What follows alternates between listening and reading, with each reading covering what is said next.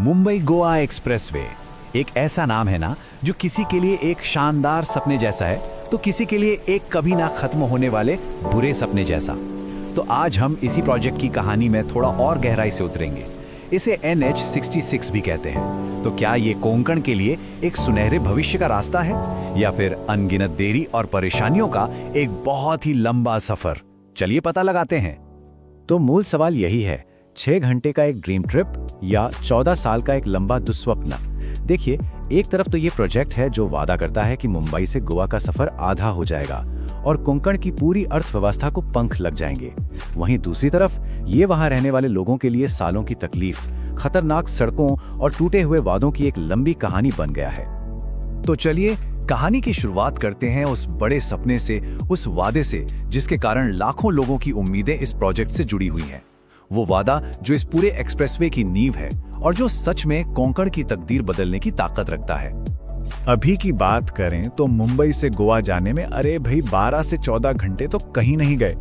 एक बहुत ही लंबा और थका देने वाला सफर है। पर जरा सोचिए, जब ये नया चमचमाता एक्सप्रेसवे पूरी तरह से खुल जाएगा तो यही सफर सिमटकर सिर्फ 6 घंटे का रह जाएगा। मतलब शुक्रवार को ऑफिस खत्म, गाड़ी उठाई और देर रात तक गोवा के किसी बीच पर डिनर। ये तो कोस्टल ट्रैवल के पूरे एक्सपीरियंस को ही बदल कर रख देगा, है ना? और हाँ, ये कोई छोटी मोटी सड़क नहीं है।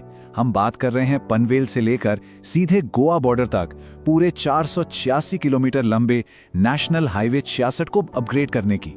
ये एक बहुत ही विशाल इंफ्रास्ट्रक्चर प्रोजेक्ट है जिसका एक ही मकसद है, महाराष्ट्र के पूरे कोंकण तट की तस्वीर बदल देना। तो इस विजन में है क्या क्या? देखिए, सबसे पहले तो ये एक 4 लेन का एक्सप्रेसवे होगा। मतलब तेज, ज्यादा आरामदायक और सबसे जरूरी, पहले से कहीं ज्यादा सुरक्षित सफर। इससे होगा ये कि कोंकण के जो छिपे हुए खूबसूरत बीचेस है ना, वो अब दुनिया के नक्शे पर आ जाएंगे। लोकल होमस्टे और छोटे छोटे रेस्टोरेंट्स का बिजनेस बढ़ेगा। और हाँ, वो जो अचानक वीकेंड पर गोवा जाने के प्लान्स बनते हैं ना, वो अब सिर्फ प्लान्स नहीं रहेंगे, हकीकत बन जाएंगे।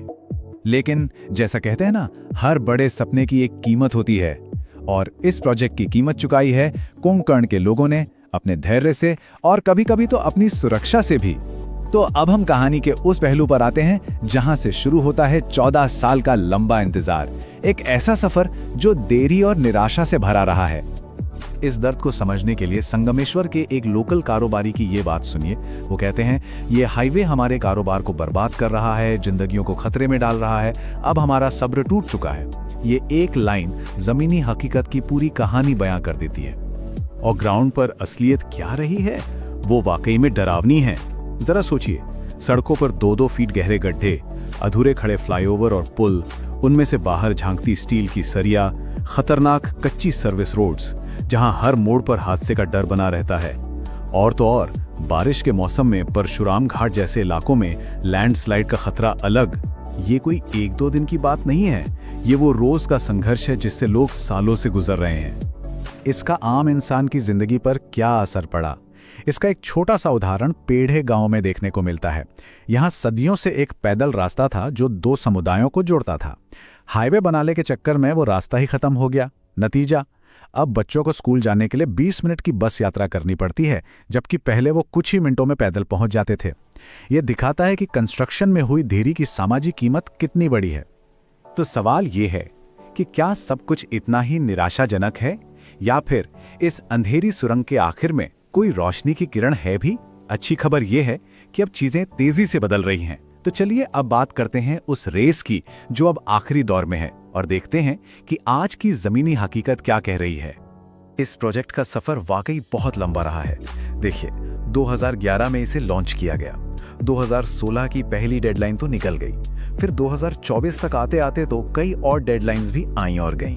अब इसे पूरा करने का नया लक्ष्य मार्च 2026 रखा गया है।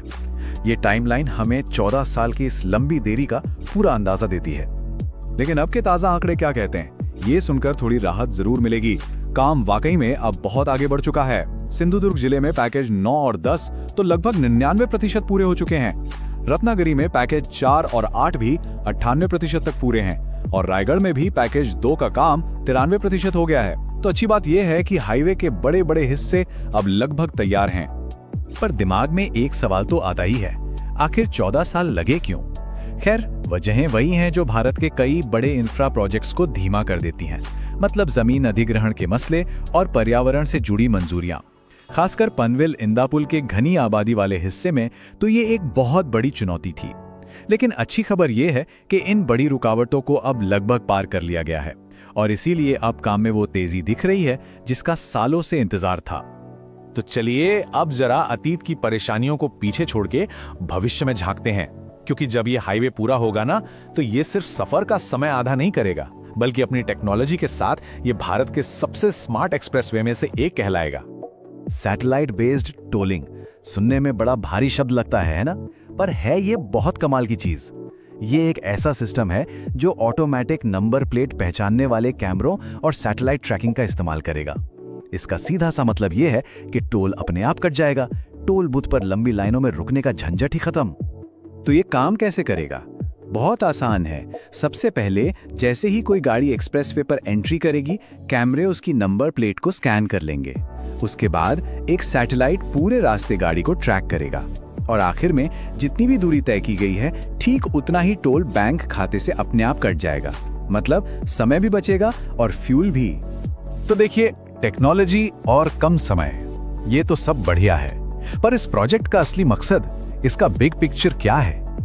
क्योंकि ये हाईवे सिर्फ कंक्रीट और तारकोल की एक पट्टी नहीं है, ये पूरे कोंकण क्षेत्र के लिए एक नई आर्थिक लाइफलाइन बनने की ताकत रखता है। जरा सोचकर देखिए इसका असर।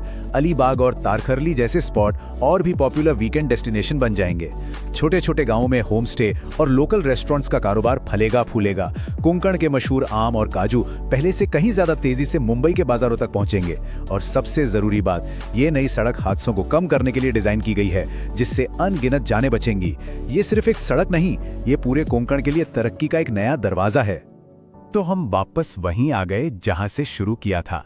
क्या ये एक इंजीनियरिंग का चमत्कार है या फिर एक चेतावनी भरी कहानी? शायद कोंकण तट के लिए ये सड़क दोनों ही है।